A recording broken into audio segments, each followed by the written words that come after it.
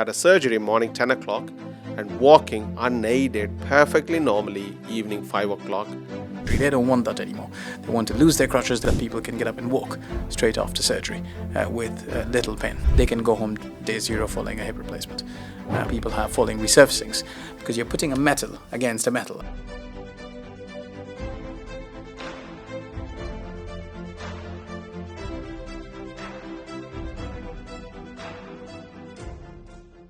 Hey, this is Xavier, host of Keep It Moving podcast. Thank you for joining in today. We've got a fantastic guest again, Dr. Syed Ahmed. He's a hip surgeon based in Kent, practicing at Kim's Hospital in Maidstone, Horror Centre in Kent, and he also practices at the NHS surgeries. So if you haven't watched or listened to the first podcast, please take the link and watch it first, because we are giving so much information about the pathologies we get to see.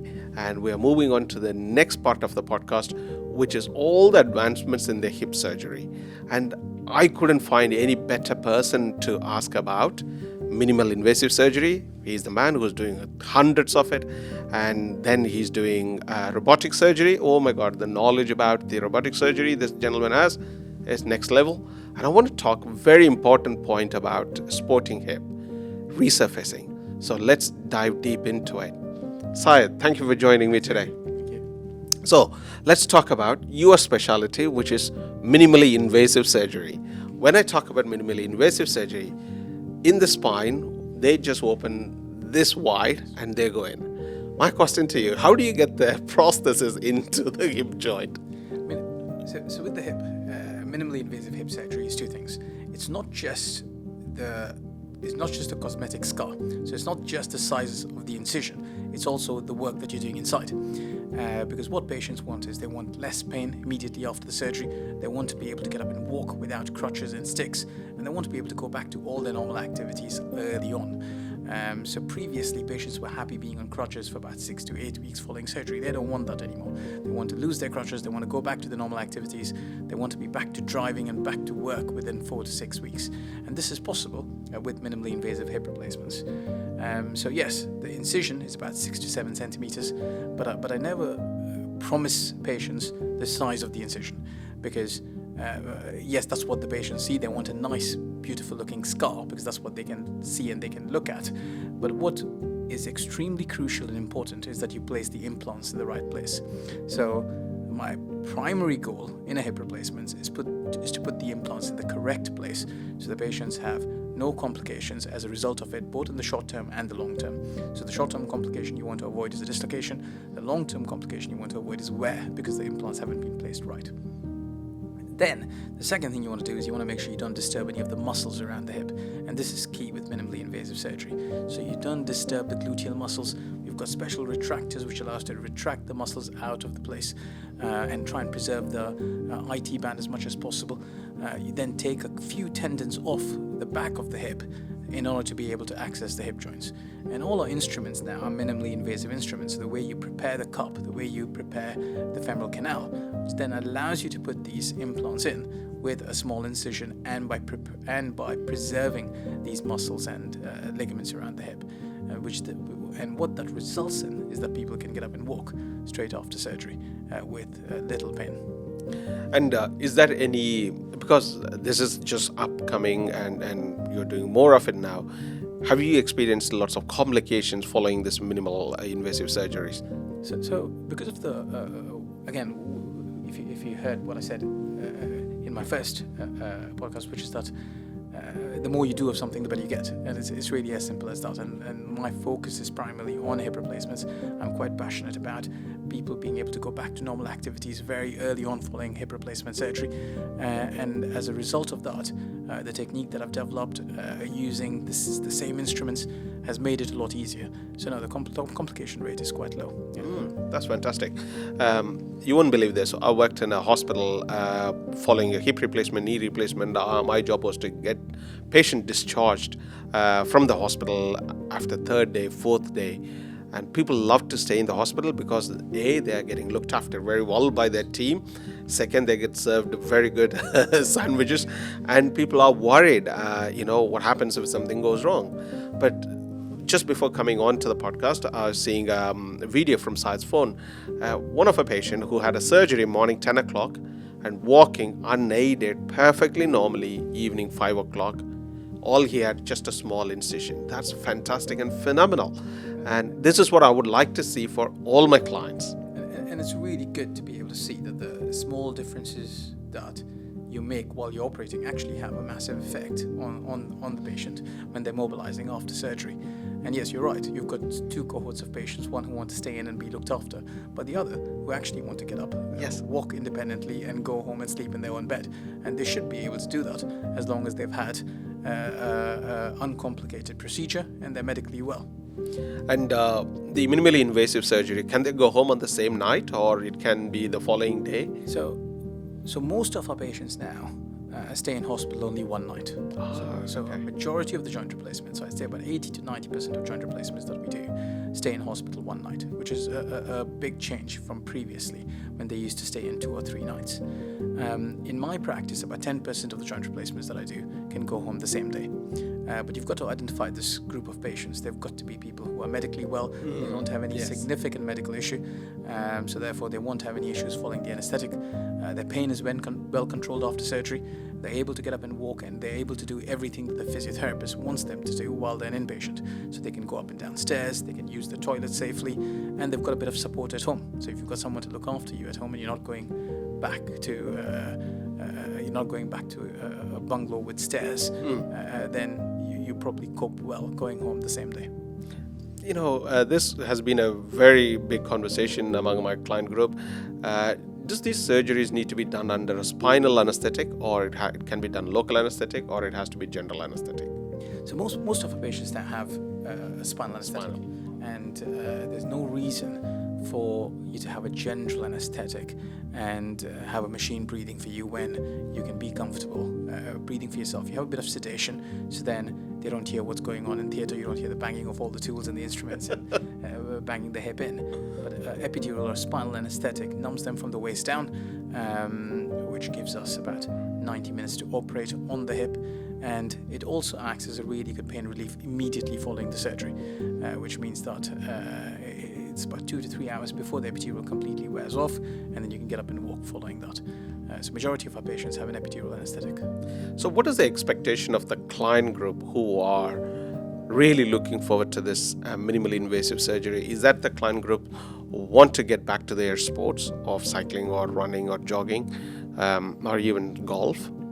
Or people who are medically fit and able, those are the only patients you would prefer to do the surgery? So my standard approach now is a minimally invasive hip replacement. So that's what I do for. So that is your standard now. So the levels have gone up far higher. So that's what I do for most of my patients who come in. They have a small incision. It's a muscle sparing approach. They can get up and walk fairly early on following hip replacements. The ones who are fit and well, have support at home, and can actually do can tick all the boxes that the physiotherapist wants them to on day 0, they can go home day 0 following a hip replacement. But most of the others should go home within 24 hours of the first night after staying in hospital. Fantastic. What factors makes you to decide whether this patient needs to have a cemented hip replacement or non-cemented hip replacement? There's a lot of debate about that. So there's guidelines nationally which now recommend that 80% of the hip replacements that we do in the above 70 age group should be a cemented implant. Above 70. Above 70. And the rationale behind that is that these patients don't have amazing bone quality, and therefore you're not relying on a press fit implant. You are cementing it as a result of that, and therefore they have got immediate stability. B, it's a cheaper implant. Yeah. So if you're using NHS funding, you're using people's money, and an uncemented implant is a lot more expensive than a cemented implant. Okay, and therefore so cemented implant is cheaper than the. That's correct. Yes. Yeah. Wow. And in the above, and the other advantage that the above 70 age group in patients who are osteoporotic, osteopenic, you're not relying on the patient's bone to integrate into the implant. You're actually cementing the implant in, and therefore that's definitely an advantage. Now there's a lot of evidence to show that cemented implants do really well in the above 70 age group. Yeah, but internationally, if you look at if you look at North America, if you look at across Europe, there is an increasing use of uncemented implants, even in the elderly patients, especially patients who have good bone quality. So in the NHS generally, we aim to be GOVT compliant, where we want to put cemented implants in the patients who are above 70 and uncemented implants in the younger age group who have good bone quality. So the way, in my practice, the way I plan it is really, if you've got good bone quality, you'll have an uncemented implant. But if you've got osteoporosis, osteopenia, you'll generally have a hybrid hip replacement, which is a cemented stem but an uncemented cup. And the results actually, in terms of patient outcomes, are not different. So the patient is not going to be able to get up and walk and tell, oh, I had an uncemented or a cemented implant. It doesn't really make a difference to them. It's how we fix the femoral component in the patient cohort. How would you decide, or what other factors would determine you to decide we need to go for a ceramic hip or metal, or I want to go for polyethylene plastic hips? What way do you think about all this? So in terms of the cup, what sits inside the cup is a polyethylene. Yes. And that's a really strong plastic. And as I've said previously, the plastic that we're manufacturing nowadays is extremely durable. And the wear is a lot less than what it was with the surgeons who were operating 15, 20 years ago. So we will hopefully not see the wear that the previous generation of surgeons were seeing in the next 15, 20 years, because the plastic that's being manufactured by industry is really strong. The ultra-high molecular weight polyethylene is really durable and the wear rates are really low. So that sits inside the shell. And that's the most commonly used liner for a hip replacement. In terms of the head, yes, you've got plenty of options. You've got a metal head, you've got a ceramic head, you've got an oxinium, which is an oxidized zirconium head. And overall, at 15, 20 years, the differences are minimal. But the ceramic heads tend to do better in the younger population. It's a very smooth surface, and therefore the wear from ceramic is a lot less. So generally in the under 70 age group, you tend to use a ceramic head. And in the over 70 age group, you use a metal head. Again, in terms of patient outcomes, there's not much difference. Okay, what the over 70, the reality of it is that you're not as active in your 40s as you were in your 30s. Yes. You're not as active in your 60s as you were in your 50s. And you're definitely not as active in your 70s as you were in your 50s and 60s. So patients who are over 70 are unlikely to wear out a metal on plastic head, purely because the plastics are so well manufactured nowadays. The younger age group, yes, the ones who are in their 50s and 60s, as a result of the increased likelihood of wear, again, there's a theoretical likelihood of wear, we use a ceramic head. And in the really young patients, so the ones who are in their 40s, early 50s, I may well do a ceramic on ceramic hip replacement, because that's a hard on hard bearing. Yes. And very unlikely to wear out, even if these patients go back to playing football, tennis, and impact activities like football and tennis. This nicely takes me into my next question about sporting hip joint.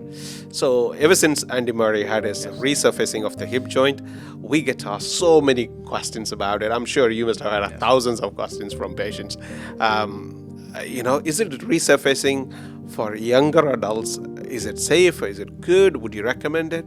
Talk about it, please. So there's a big spike in resurfacing, and as a result of that, and you had a lot of patients who wanted to have a resurfaced hip and then go play Wimbledon. The reality of it is that you're not doing that. And Andy Murray is a different type of species almost. Yes. I mean, he was playing Wimbledon with a severely arthritic hip, and it is shocking. His pain threshold must be really high to be able to do that.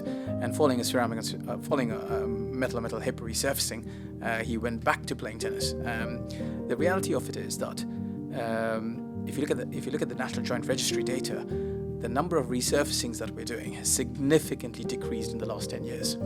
And the reason behind that is the complications that people have following resurfacings, because you're putting a metal against a metal, and these metals then generate metal ions, and there's complications from metal ions. There's adverse reaction to metal debris in the body itself. And there was a high failure rate at both 5 and 10 years following a resurfacing. And as a result of that, there's only a select group of patients now who will benefit from having a resurfacing. As I've said, the implants that we're producing for total hip replacements are so good that most people can go back to playing recreational tennis, hockey, a bit of football on our ceramic hip replacement. So there's no reason for them to have a metal on metal resurfacing, given the risks that are associated with the resurfacings. Having said that, Justin Korb, who's a professor at Imperial, is coming up with a ceramic on ceramic resurfacing, and it's not in the market yet, but that reduces the risk of the metal ions that are generated between the metal on metal resurfacing, and that could potentially be a game changer in the resurfacings that we're doing. Many of the time people think that getting, the hip surgery has become so much easier. Let me go and get it done. I'll be back on the pitch the next day. It's not that case. If you want to watch it's Amazon Prime had the program of Andy Murray, how he had the hip replacement and the intense physiotherapy he had. Yes. And that man was insane level of commitment to the sports. And that's the reason he was playing Wimbledon. Now he had a hip replacement done. Yes. So if you want to really get into do something like that, please consult with your consultant first. Consult with your physiotherapist before getting into the pitch or anything. Everything has become much sophisticated. The technology has evolved. Doesn't mean that you can do less post-surgery as a patient. And that's very well summarized, because what you want to do is you want to work with your physios. You want to be able to do isovolumetric exercises, build your muscles in a controlled environment before you go back to the pitch. So I completely agree with that. Yeah. And people just think, everything has become easy. It's like Deliveroo, let me order something and eat. It's not that. Your input, your commitment is far more important to a success story rather than just the surgeon's and the physio's job. Aside that, there is a huge amount of data available out there about robotic surgery. I know there are loads of hospitals in our local area. They are embarking on the same journey.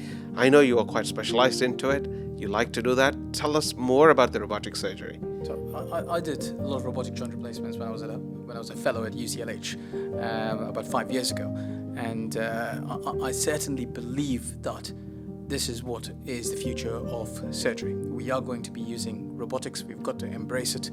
And we now know how important AI is going to be, and it's going to be a game changer, both in medicine and outside of medicine. But in terms of robotics, the big change really is that you get live information. So it's still the operation is very much performed by the surgeon, but with the help of this robotic arm. And what that does is that you can place your implants within the degree of where you want to place them.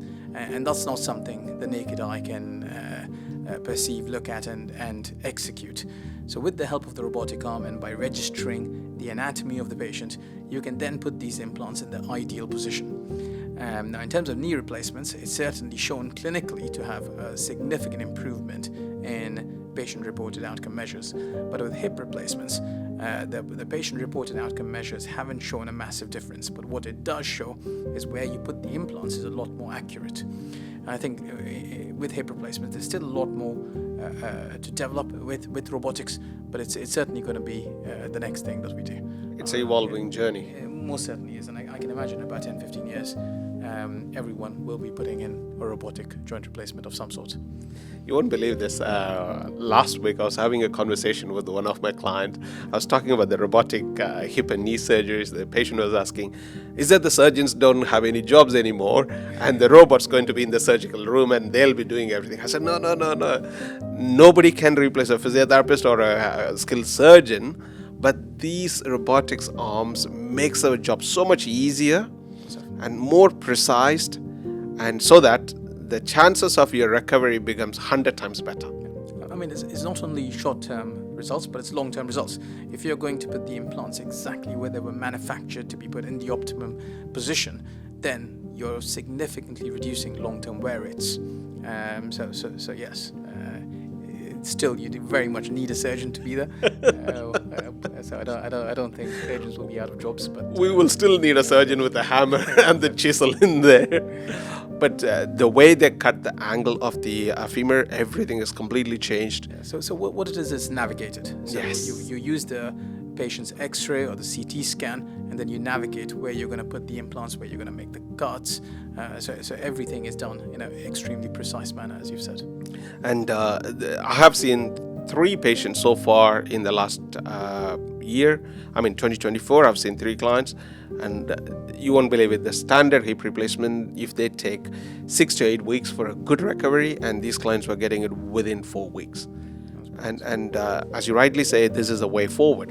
And whatever we advance in surgery, and the surgeons will continue to evolve, and the physios will continue to evolve, the commitment for your exercises, seeing somebody who knows what they're doing, is very, very important. Syed was talking about preserving the muscles. Let us talk about a little bit about this, because the importance of preserving the muscle rather than cutting through the muscles are so important for a patient to recover quickly, so that they can get back to their normal level of sporting capacity or walking capacity, or even a good quality of life. Many of the patients do worry about what happens when my muscle has been slit. Will they suture it back and everything? I say, it's not that. But leaving the muscle away from the surgical knife makes a world of difference. Can you talk about what are the precautions you as a surgeon will take to spare the muscles during this kind of surgeries? So in a standard minimally invasive hip replacement, as I've told you, what we now have is special retractors which allow us to retract the muscles out of the field of the operation, so we can then see the ball and socket joint and replace it. So majority of the time you shouldn't need to cut through any muscles. I use a minimally invasive posterior approach. So I save the piriformis tendon, and then I take the tendons that are inferior to the piriformis. So there are a few tendons that we cut from the back of the hip in order to be able to access the hip joint. You then repair these tendons back to bone, but that does not cause any weakness to the patient for following surgery. Having said that, having put the retractors in place, moving the muscles out of the view of where you want to operate, it does cause a bit of bruising to the muscles. So you have a bit of discomfort, some pain immediately following surgery, but again, there shouldn't be any weakness. In complex joint replacements or in patients who have a high BMI, you may well want to release a few of the muscles, or we tend not to cut through any muscles, but if you do, then you always repair that back, and that takes about 6 to 8 weeks to heal. But a lot of the time with standard hip replacements now, most surgeons are not cutting through muscles. That's good. Syed, if you have a chance to speak to a physio after your hip surgery of a patient, what are the precautions you want them to take for the betterness of the client?